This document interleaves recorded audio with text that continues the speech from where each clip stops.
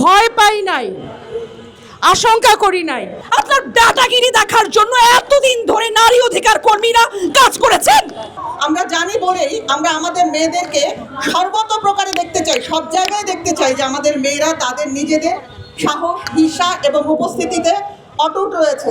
সমান চাই মানে সমান চাই। রাস্তায় যেরকম সমান ছিলাম, কাজে যেরকম সমান আছি, শক্তিতে সমান আছি। কোথায় নারী নাই এবং কোথা থেকে নারীকে মুছে দেওয়ার চেষ্টা করা হচ্ছে। এই মুছে দেওয়ার মাধ্যমে একটা রাষ্ট্রের আগামী কি হতে যাচ্ছে? আগামী হতে যাচ্ছে একটা মার্কিন প্রোপাগান্ডা প্রসূত জঙ্গি রাষ্ট্র প্রমাণ করার প্রচেষ্টা মাত্র। এবং সেই জন্য দেখছি আমরা কিছু মানুষ দেশের বাইরে থেকেই প্রচুর পরিমাণে উস্কানি দিয়ে যাচ্ছে এবং এই 15 বছর ধরে যে অশিক্ষিত জেনারেশন তৈরি করা হয়েছে, তাদের তো এত চিন্তা করার শক্তিও তৈরি হয় নাই, তাদের এত চিন্তা করার বালাই নাই। তারা জাস্ট একটা প্রাণী হিসেবে অ্যাক্ট করে যাচ্ছে। তাদেরকে যা শেখানো হচ্ছে তারা সেইগুলি আওড়ায় যাচ্ছে। তারা মব অ্যাটাক করতেছে, তারা বট অ্যাটাক করতেছে। না, আপনারা ওখান থেকেও বলতে পারেন না, তৈরি হবে না, এবং এটা হওয়ার কথাও না, এটা অবাস্তব। আপনি এখানে দাঁড়িয়ে দেখেন, আমরা যে কয়জন এখানে দাঁড়িয়ে আছি, আপনি এখান থেকে হেঁটে শামসুন্নাহার হলে যান, রোকেয়া হলে যান। আচ্ছা, তৃণমূল থেকে যখন পুরুষ নেতৃত্ব তৈরি হয়, নারী নেতৃত্ব তৈরি হয় না? হয়তো। তাহলে এই নারী নেতৃত্ব সংসদে নির্বাচন করার সুযোগ পাবে না কেন? কে তাকে আটকে রাখে? কাঠামোগত রাজনীতি, কাঠামোগত নৃশংস রাজনীতি এটাকে বলে, যে যেখানে আপনারা নেতৃত্ব তৈরি হতে দেন না। প্রত্যেকটা সময়ে যখনই আমরা বলি নিপীড়িত কারা, তখনই আমরা নিপীড়িত জনগোষ্ঠীর মধ্যে নারীকে দেখতে পাই।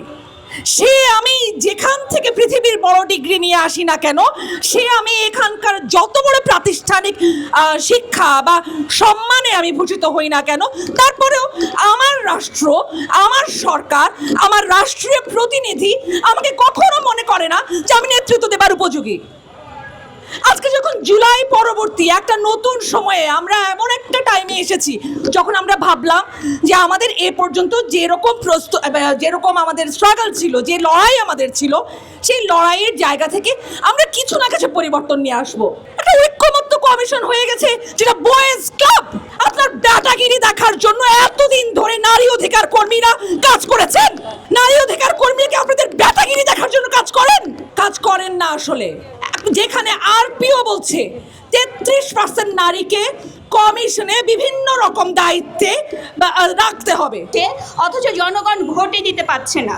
ফলে এই যে দাবিটা, এটা শুধু নারীর দাবি নয়, নাগরিক হিসেবে সকলের ন্যূনতম গণতান্ত্রিক দাবি যে সে তার প্রতিনিধিকে নির্বাচন করবে, নিজের মতো করে নির্বাচন করবে। তাহলে সেই জায়গা থেকে কোনো আলাপের কোনো সুযোগই নাই। সেই ধরনের প্রস্তাব যখন নারী সংস্কার বিষয়ক কমিশন দিল, তখন আমরা দেখলাম যে তাদের উপরে কী ধরনের নোংরা আক্রমণ চালানো হলো। ফলে আমরা বলতে চাই যে আপনাদের দাবিও মানছি, আমাদের দাবিও মানছি, কিন্তু এই কমিশন গঠন করাই বৃথা হবে। রাস্তায় দাঁড়াতে হবে, এটাই একটা দুর্ভাগ্যের ব্যাপার। আমরা কিন্তু জনতা হয়ে উঠেছিলাম, নারী পুরুষ নির্বিশেষে আমরা ছাত্র জনতা হয়ে একটা ফ্যাসিস্ট, রাক্ষসী এবং আরেকটা দেশ, ভারতের মতো দেশে প্রভাবকে আমরা সরাতে পেরেছিলাম। 1 বছর পরে কিভাবে যেন আবার নারী এবং পুরুষের বিভেদ তৈরি করে দেওয়া হলো।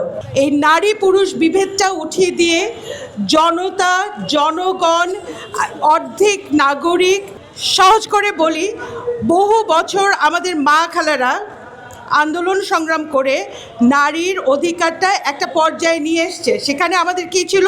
50টি সংরক্ষিত আসন ছিল।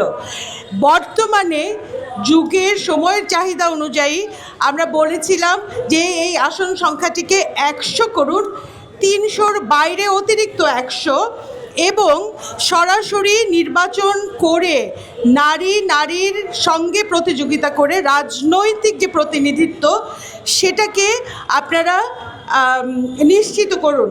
স্বাধীনতার 50 বছর পরে এসে যদি আমাদেরকে এই পরিস্থিতি আবারও ফেস করতে হয়, এটা আসলে অসম্ভব দুঃখজনক এবং অসম্ভব হতাশাজনক। আমরা 71 থেকে প্রত্যেকটি গণতান্ত্রিক আন্দোলন, প্রত্যেকটি রাজনৈতিক আন্দোলনে আমরা নারীদের অংশগ্রহণ পেয়েছি, কিন্তু প্রত্যেকটি বারই আমরা ভীষণ হতাশ হয়েছি আন্দোলনের পরেই নারীদেরকে কিভাবে করে সাইডলাইন করে দেওয়া হয়েছে, এবং এটি বারংবার ঘটেছে।